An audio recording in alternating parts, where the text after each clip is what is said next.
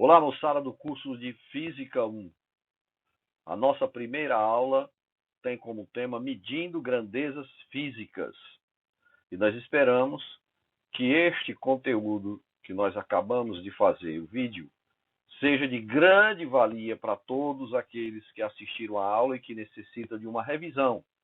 E que também sirva como material de apoio para aqueles estudantes que não tiveram a condição, por alguma razão, de frequentar a aula presencial.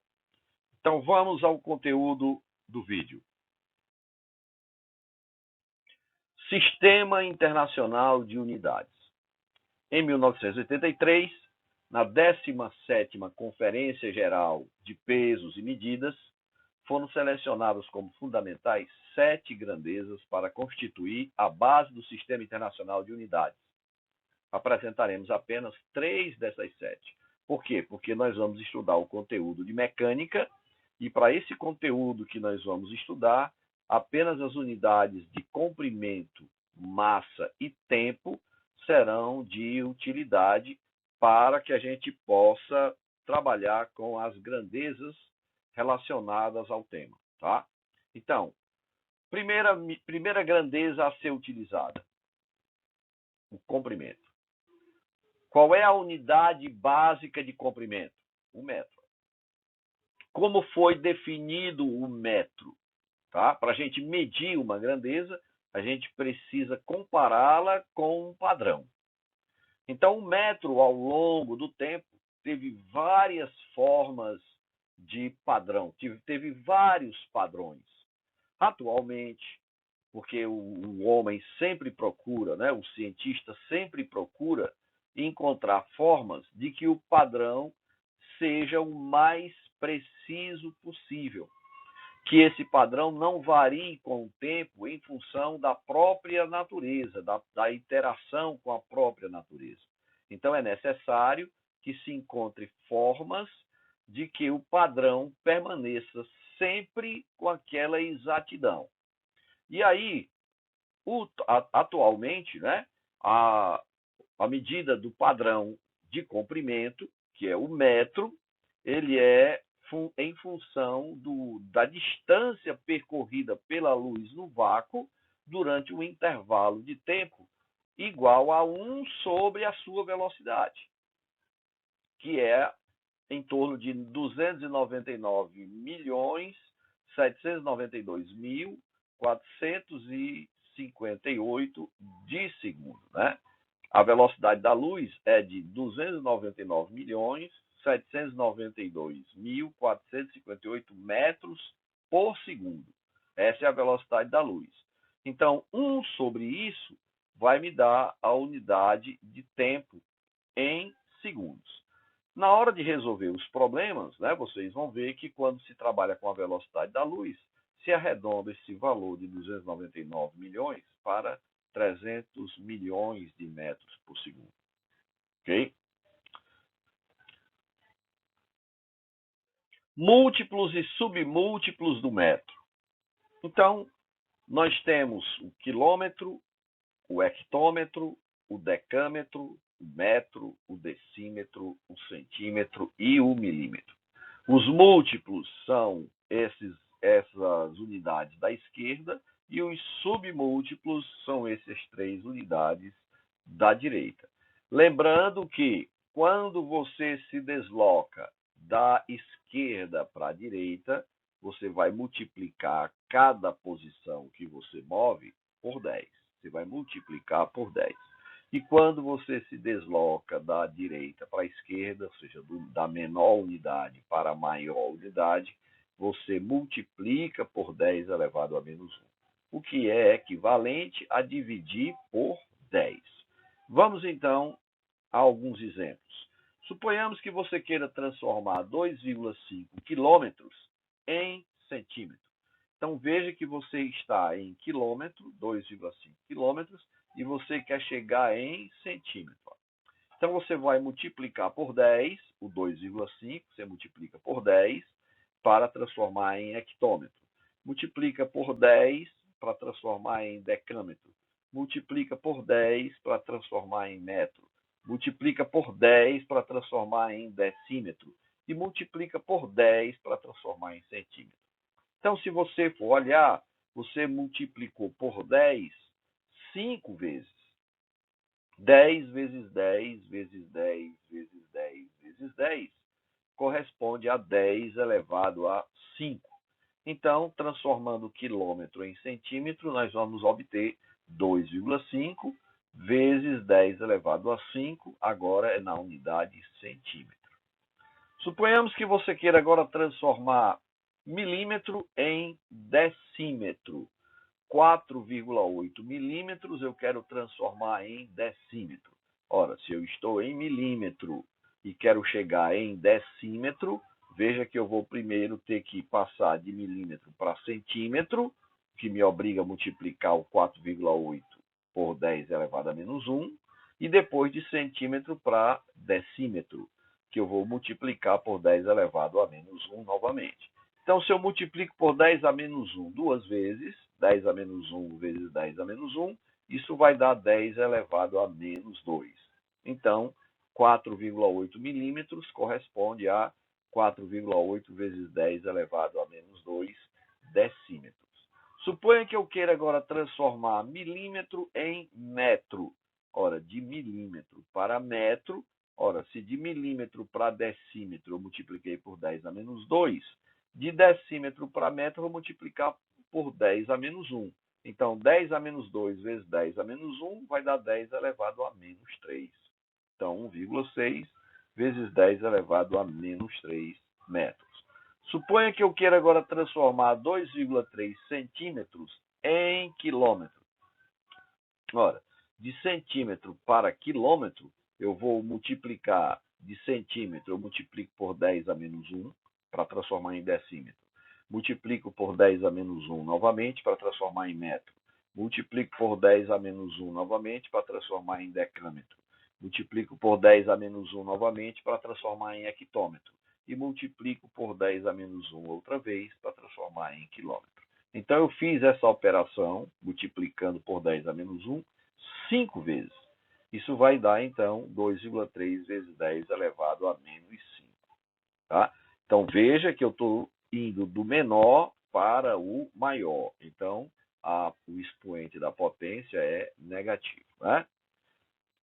Suponhamos agora que eu queira saber as medidas de superfície e medida de volume, né? Medida de capacidade. É importante que a gente tenha essa ideia na cabeça. Primeira coisa que a gente precisa lembrar é que se eu quero transformar centímetro quadrado em metro quadrado, veja que essa escala que nós acabamos de trabalhar é uma escala linear, né? Uma escala onde o expoente da potência é 1, né? Para cada deslocamento, você multiplica por 10 elevado a 1 ou multiplica por 10 elevado a menos 1. Depende de como você vai se deslocar. Se da esquerda para a direita ou da direita para a esquerda. Então, você vai fazer a mesma coisa. Só que, como a unidade de medida é superfície, está elevado ao quadrado, olha, você faz a transformação como se fosse de centímetro para metro e depois eleva ao quadrado. Fica muito fácil de você resolver. Então, veja o seguinte, eu vou transformar 6,7 centímetros quadrados em metro quadrado. Então, eu vou esquecer parcialmente esse quadrado. Eu vou transformar centímetro em metro, tá? Eu vou transformar centímetro em metro. Como é que eu faço? De centímetro, eu passo primeiro para decímetro, então multiplico por 10 a menos 1. De decímetro para metro, eu multiplico por 10 a menos 1 novamente. Então, eu multipliquei por 10 a menos 1 e multipliquei por 10 a menos 1. Então, eu multipliquei por 10 elevado a menos 2. Se fosse para transformar 6,7 centímetros em metro, ia ficar 6,7 vezes 10 a menos 2. Mas não é de centímetro para metro, é centímetro quadrado para metro quadrado. Então, eu pego a potência 10 elevado a menos 2 e elevo ao quadrado. Olha. 6,7 vezes 10 a menos 2 e elevo ao quadrado, porque eu quero é centímetro quadrado para metro quadrado. Pronto. 10 elevado a menos 2 seria se não fosse quadrado, se fosse centímetro para metro. Mas como é centímetro quadrado para metro quadrado, você pega o 10 a menos 2 e eleva ao quadrado. Isso vai ficar 6,7 vezes 10 elevado a menos 4 metros quadrados. Se eu tenho agora a unidade de volume, cuidado, né? O litro não pertence a essas unidades que vocês estão vendo aqui, as unidades de comprimento. O litro não está aqui. Então, nós temos que, sabendo que litro é uma unidade de volume, nós primeiro temos que encontrar a relação entre o litro e uma dessas unidades do sistema métrico, que no caso é o decímetro. Então, antes de transformar litro em metro cúbico, eu primeiro tenho que transformar litro em decímetro cúbico. 1 litro é igual a 1 decímetro cúbico. Logo, 2,5 litros corresponde a 2,5 decímetros cúbicos. Importantíssimo, 1 litro é igual a 1 decímetro cúbico. Então, 2,5 litros são 2,5 decímetros cúbicos. Eu agora vou transformar decímetro cúbico em metro cúbico. Então, primeiro eu vou transformar decímetro em metro. Para transformar decímetro em metro, é só multiplicar por 10 elevado a menos 1. Então, vai ficar assim, ó, 2,5 vezes 10 a menos 1. Só que você transformou decímetro para metro. Mas eu quero é decímetro cúbico para metro cúbico. Então, é só elevar 10 a menos 1 ao cubo. Veja, ó. Pronto. Agora eu acabei de transformar litro, 2,5 litros, em metro cúbico. 2,5 vezes 10 a menos 1 é elevado ao cubo. Isso aqui agora já é metro cúbico. Vamos só ajeitar, né? Porque 10 elevado a menos 1 elevado ao cubo é igual a 10 elevado a menos 3 metros cúbicos. Tranquilo? Vamos então agora para a unidade de tempo. O tempo é medido em que unidade, né? No sistema internacional, o tempo é medido na unidade segundo. Novamente, né, o tempo teve ao longo, né, a medida de tempo teve ao longo da história, né, várias formas de serem medidos. A mais atual, né, aquela que se repete e não sofre variações com o passar do tempo, é a que nós colocamos aqui para vocês. 1 segundo é a duração de 9.992.631.770 períodos da radiação correspondente à transição entre os dois níveis hiperfinos do estado fundamental do átomo de césio 133. Então, não precisa você memorizar isso, né? Mas é importante que você tenha a ideia de onde, né, de como é obtido o segundo, né? É obtido de forma atômica e essa medição me dá uma precisão do segundo de forma tal que ao longo do tempo essa precisão não sofre alterações. Quais são as outras unidades de tempo, né? Nós podemos medir o tempo em minuto. Só que o minuto, a gente precisa lembrar que são 60 segundos. Eu também posso medir o tempo em hora.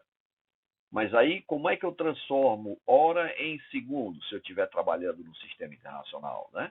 Então, eu primeiro transformo hora em minuto e depois eu transformo minuto em segundo. Lembrando que cada minuto são 60 segundos. 60 vezes 60, 3.600 segundos. Eu poderia também usar o dia. 1 dia, 2 dias, 3 dias. Mas se eu precisar usar o sistema internacional, então eu transformo 1 dia em 24 horas, depois eu transformo hora em minuto e depois minuto em segundo. Então, 1 dia possui 86.400 segundos, tá?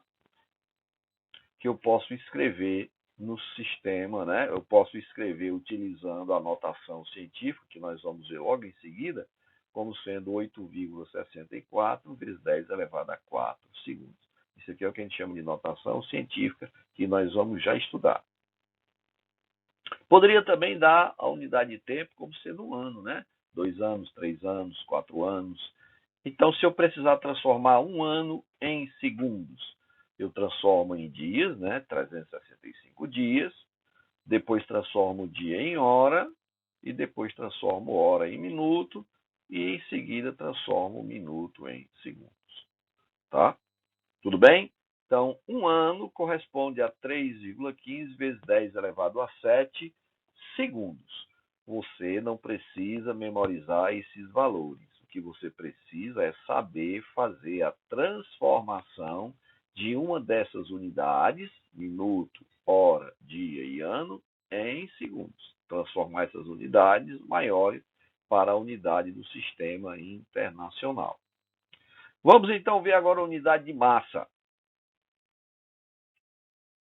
Ora, a massa, durante muito tempo, foi medida como sendo um cilindro de platina e irídio, né, essa liga metálica, que tinha uma altura, né, de 3,4 centímetros e um diâmetro de 3,4 centímetros, e essa massa era guardada em Paris. Né?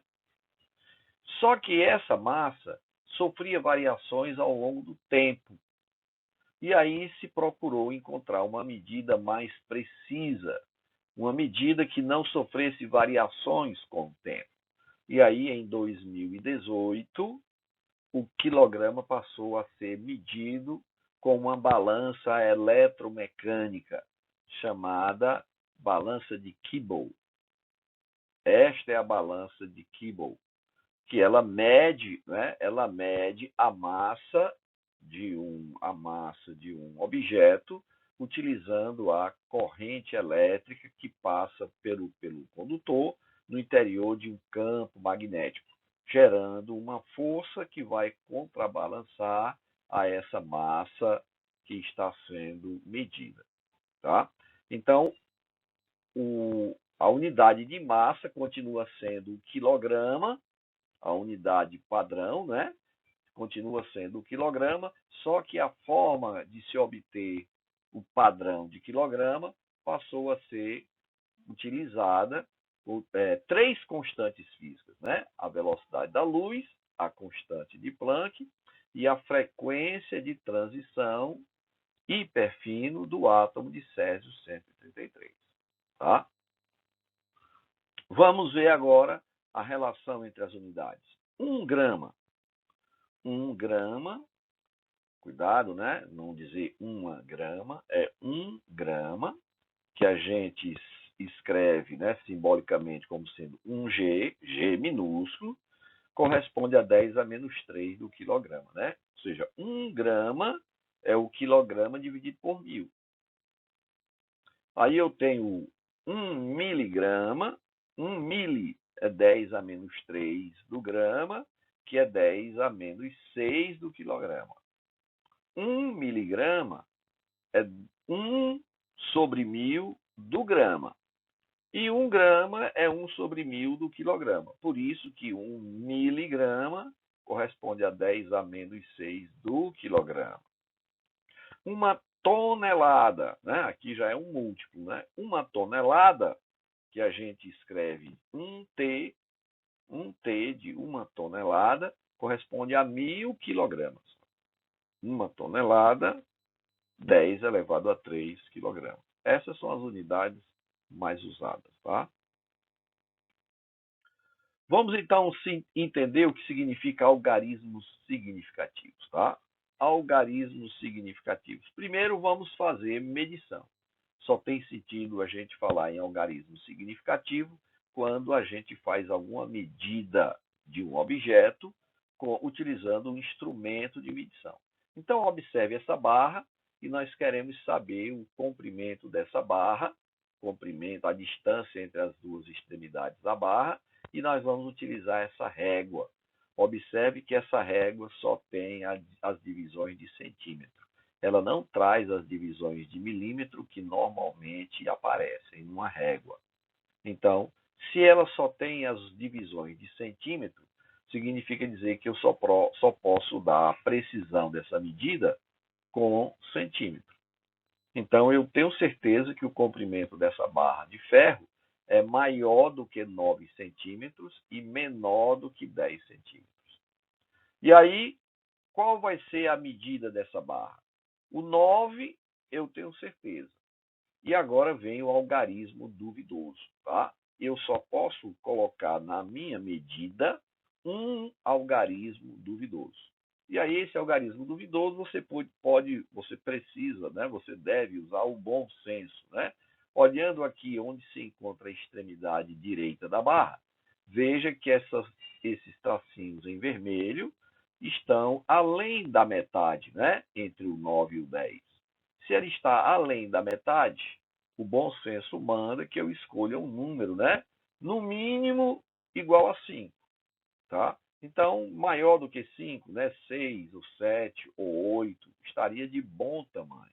Então, eu vou escolher o 7. Então, eu vou dizer que a medida dessa barra, utilizando esta régua, que só tem precisão de centímetro, ela vale 9,7 centímetros. Veja que o 9 é um algarismo correto e o 7 já é um algarismo duvidoso.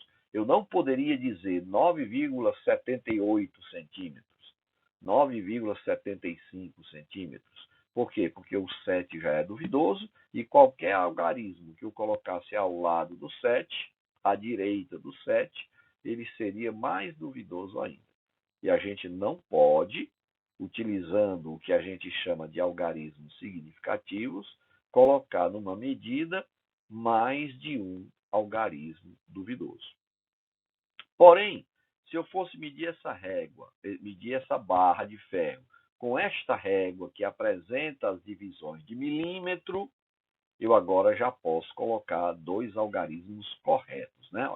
Veja que a extremidade direita da régua, como a gente estava prevendo, né, com a régua anterior, a régua de cima, veja que esse tracinho vermelho pontilhado está além do meio entre o 9 e o 10, ó, como a gente já admitia, né, utilizando a nossa sensação, né, o nosso sentido.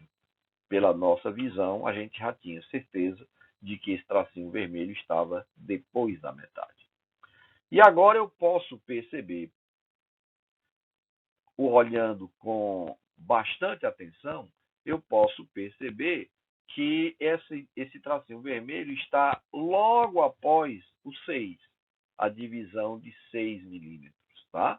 Então, o 9 eu tenho certeza, e o 6 eu também tenho certeza, porque eu estou vendo diretamente na régua, porque a régua tem a divisão de milímetro. Então, 9 centímetros e 6 milímetros eu já tenho certeza. Mas eu tenho direito a dar mais um algarismo duvidoso, porque ele não está em cima. Se ele estivesse em cima, para que eu desse uma medida extremamente precisa, eu poderia colocar o 0. Se a linha vermelha pontilhada estivesse exatamente em cima do tracinho 6 milímetros, eu poderia dizer 6,0, né? 9,60 centímetros. Mas como ele não está exatamente em cima, eu posso colocar, por exemplo, 64, né? Porque ele está mais próximo do tracinho de 6 milímetros do que do tracinho de 7 milímetros, tá?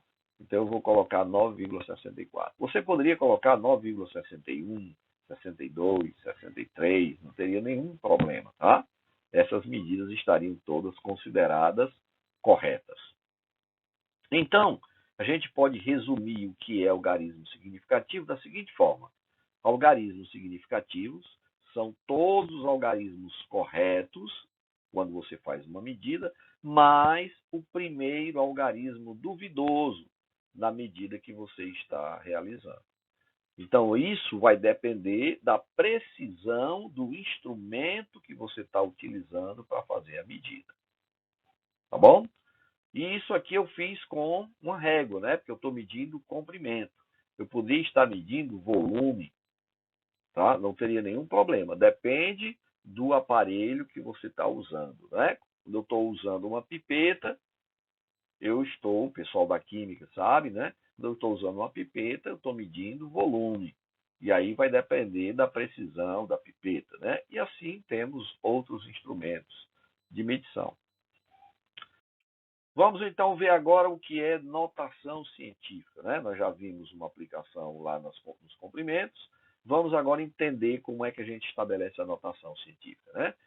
Então, para que serve a notação científica? É uma forma simplificada para representar números muito grandes ou muito pequenos nas ciências em geral. Então, a gente faz essa transformação do número muito grande ou muito pequeno, escrito por extenso, né? na forma extensa, utilizando uma potência de 10, para a gente escrever o número de uma forma mais concisa, né? De uma forma mais reduzida. Então, o número escrito no formato de notação científica, ele apresenta a seguinte formatação. Ó. Seria um coeficiente, que eu estou representando pela letra M, vezes a potência de 10, 10 elevado a n, onde esse n vai ser o número que vai corrigir a transformação daquele número escrito por extenso. Porque nós não vamos modificar o número, nós vamos modificar a forma de escrever. O número que nós vamos escrever em notação científica é igual ao número escrito da forma extensa. Veja, esse m tem que ser um número maior ou igual a 1 e menor do que 10. Este m vai ser um número maior ou igual a 1 e menor do que 10. E este n, né? Este n vai ser um número inteiro. Ou seja, o número inteiro quer dizer número positivo ou negativo. Vai depender da transformação que você provocou e que nós vamos olhar isso agora com muita atenção. M é o coeficiente da potência e N representa o expoente da potência. Tá? Olha o exemplo. Eu quero escrever em notação científica esse número. Veja que ele está escrito por extenso. 0,0000045 metros. Então, este número é muito pequeno. Este número é muito perto de zero. Então, para não escrever esse número dessa forma, eu quero escrevê-lo dessa forma aqui. Ó. Então, quem vai ser o m? O m tem que ser um número maior ou igual a 1 e menor que 10. Ó. Então, eu vou pegar a vírgula. Veja que esse número aqui, 0,0000045, é muito perto de zero. Então, eu vou precisar trazer essa vírgula para a direita e colocá-la entre o 4 e o 5. E aí, quando eu coloco essa vírgula entre o 4 e o 5, esses zeros que ficaram à esquerda do 4, eu vou esquecer, porque eles não vão ter mais nenhuma utilidade. Tá? Porém, eles vão ainda ser importantes para que eu possa dimensionar o valor de n. O valor de n vai depender de quantos algarismos eu desloquei a vírgula até colocá-la entre o 4 e o 5. Tá? Então, o número agora vai ficar escrito assim. Olha. Veja que eu tirei a vírgula desses dois zeros, né, e coloquei entre o 4 e o 5. Agora eu vou multiplicar esse 4,5 pela potência de 10. Ó. O meu m, agora é 4,5. Porque esses zeros que estão aqui à esquerda do 4, eu vou eliminar todos. Eu vou multiplicar o 4,5 por 10 elevado a n. Quem vai ser o n? O n vai ser a quantidade de algarismos que eu desloquei a vírgula até que ela ficasse entre o 4 e o 5. Quantos algarismos eu desloquei? 1, 2, 3, 4, 5, 6. Então, o meu n é 6. Veja. 6. Meu n é 6. 4,5 vezes 10 a 6. Agora vem o sinal do n. O n vai ser positivo ou negativo? Quem vai dizer isso é a posição original da vírgula. Veja que a vírgula eu trouxe para colocá-la entre o 4 e o 5, mas a verdadeira posição dela é para a esquerda, olha, lá depois do quinto zero. O verdadeiro lugar da vírgula é aqui. Então, para que a vírgula do 4,5, essa vírgula que eu trouxe para cá, volte para a posição original dela, é preciso que o n seja negativo. Quando o expoente da potência de 10 é negativo, a vírgula do coeficiente da potência vai se deslocar para a esquerda. Pronto. Então, este número, 4,5 vezes 10 a menos 6 metros, é uma maneira diferente e mais resumida de escrever este número aqui, ó, 0,0000045 metros. É para isso que serve a notação científica. Vamos ver outro exemplo. Veja, agora a vírgula não aparece nesse número. Então, isso aqui representa a quantidade de litros, digamos, de água, por exemplo, né? Quantidade de litros de água num açude. Onde é que está a vírgula dele? Olha, a vírgula dele está depois do último zero. Então, eu quero escrever esse número neste mesmo formato que a gente chama de notação científica. Então, a vírgula vai sair da direita do último zero e eu vou colocá-la entre o 6 e o 8. Então, vai ficar 6,82. Esses zeros aqui à direita do 2, eu vou eliminar. Eu vou eliminar parcialmente, né?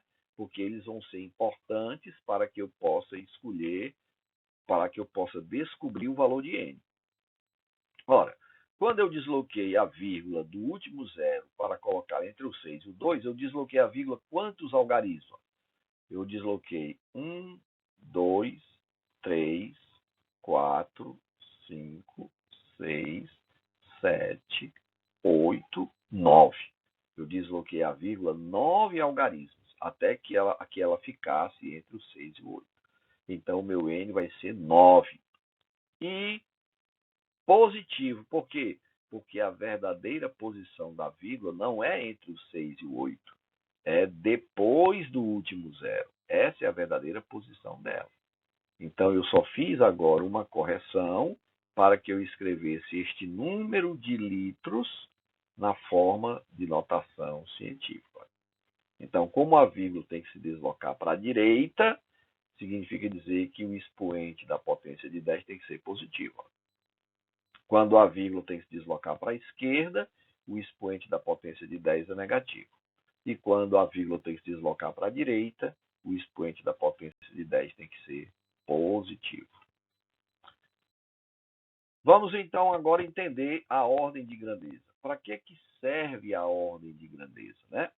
A ordem de grandeza serve para que a gente possa fazer estimativas de grandezas que não precisam de grande precisão para que a gente possa informar o valor delas. Então, a gente usa a ordem de grandeza quando a gente quer encontrar apenas uma estimativa do valor de uma determinada grandeza. Como é que a gente faz essa determinação? Primeiro, a gente escreve o resultado que a gente obteve em notação científica.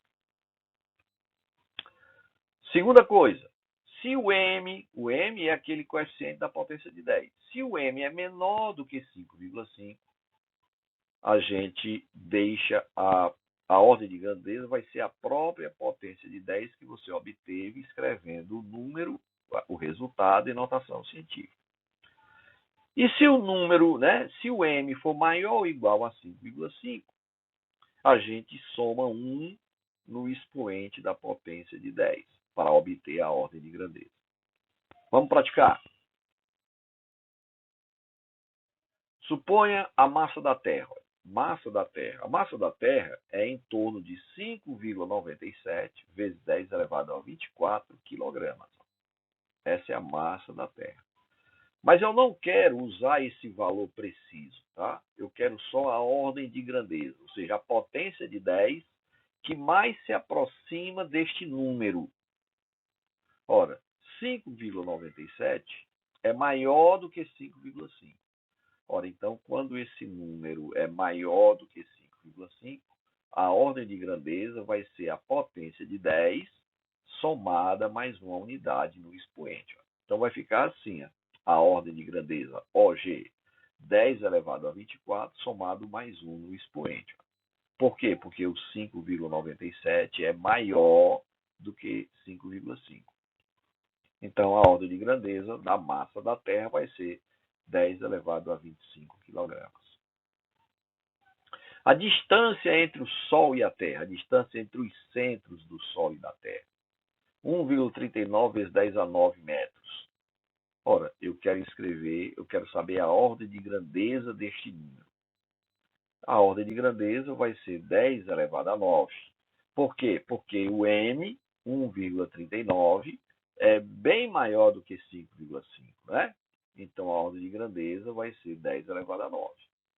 Quando o M é menor do que 5,5, a ordem de grandeza é a própria potência de 10 que você obteve fazendo o cálculo daquela medida, né? Massa do elétron. A massa do elétron é 9,1 vezes 10 a menos 31 kg. Então, a massa do elétron é quase zero, né? Mas não é zero. 9,1. 9,1, que é o nosso M, é maior do que 5,5. Dessa forma, 9,1 eu vou somar mais 1 no expoente da potência de 10. Então, vai ficar assim a ordem de grandeza. Ó. 10 elevado a menos 31 mais 1 kg. Isso vai dar uma potência de 10 a 10 elevado a menos 30 kg. Essa é a ordem de grandeza da massa do elétron. Ok? Vamos então agora aprender a calcular o comprimento da circunferência. Né? Essa medição é muito importante em vários momentos. Tá? Então, imagine que essa circunferência ela tem um raio, né? Ela tem um diâmetro, ela tem um comprimento. Olha, o comprimento dessa linha amarela, que é a própria circunferência. Ora, em física, essa circunferência pode ser um pneu, né? Pode ser a trajetória de um objeto que se move, tá? Pode ser a órbita, né, da Terra em torno do Sol, que não é circunferência, mas é muito próxima disso. E na resolução de problemas, a gente sempre vai considerar a órbita da Terra como sendo circular, mesmo não sendo, né, por causa da proximidade. E aí nós precisamos aprender a calcular o comprimento de uma circunferência. Ora, como seria, né? Como seria o cálculo disso? Primeiro, eu vou fazer o seguinte, eu vou colocar essa circunferência para se deslocar, imaginando que ela fosse um pneu. Então, veja esse pontinho vermelho preso na circunferência, né, preso no pneu. Eu pintei o pneu com esse ponto verde em contato com a Terra, e na hora que eu colocá-la para circular, né, isso aí é o diâmetro do pneu, o diâmetro da circunferência, quando eu colocá-la para circular, no momento em que esse ponto verde atingir novamente o solo, né, a superfície de contato, essa circunferência deu uma volta. Então, essa distância entre esses dois pontos verdes representa o comprimento do pneu. Esse comprimento, que eu vou chamar de C, ele foi, o comprimento da circunferência, ele foi obtido da seguinte forma, né? Se descobriu que o comprimento do pneu, o comprimento da circunferência, dividido pelo diâmetro da circunferência, essa divisão entre o comprimento e o diâmetro era uma constante para qualquer circunferência. Qualquer circunferência que você considerar, o comprimento dela, o comprimento da circunferência, dividido pelo comprimento do diâmetro, vai dar sempre esse número 3,14. Evidentemente, esse número não é exato, né? Esse número é infinito, né? 3,14, 16, sempre não sei quanto, e aí vai. Esse número foi chamado de π. E aí, matematicamente, o comprimento da circunferência passa a ser π vezes o diâmetro. Lembrando que, como o diâmetro corresponde ao dobro do raio, o raio é aquele segmento que vai do centro da circunferência até a linha da circunferência. Esse raio multiplicado por 2 vai dar o diâmetro. Tá? Então, a gente pode escrever o comprimento da circunferência como sendo 2π vezes o raio. Lembrando que 2r é igual a d. Tá bom? Então, sempre que você precisar calcular o comprimento da circunferência, é só você usar a equação 2πr, ou π vezes o diâmetro. Um probleminha básico, né? Uma bicicleta possui pneus de diâmetro de 60 centímetros. Qual a distância percorrida por essa bicicleta em metros? Veja que ele está dando o diâmetro em centímetro e eu quero a distância percorrida em metros. Quando os pneus dessa bicicleta realizarem 60 rotações completas. Para facilitar, considere o π 3. Ao invés de 3,14, considere esse π só igual a 3, tá? Então, como é que eu vou fazer? A distância percorrida pela bicicleta, ΔS, eu vou chamar essa distância de ΔS, variação do espaço, vai ser 100 vezes, porque é o número de rotações, vezes o comprimento de uma rotação, que é o comprimento da circunferência, π vezes d. Transformando o diâmetro de centímetro para metro, né? É só fazer a continha, né? 100 vezes o π, que é 3, vezes o diâmetro, que é 0,6 metros. Isso vai dar 180 metros. Moçada, com isso nós concluímos a revisão da nossa aula número 1. Espero que todos tirem o melhor dos proveitos, né? Possa servir tanto para quem assistiu a aula, como para quem não assistiu a aula, tá bom? Nos encontramos na aula número 2. Tchau, gente. Fui.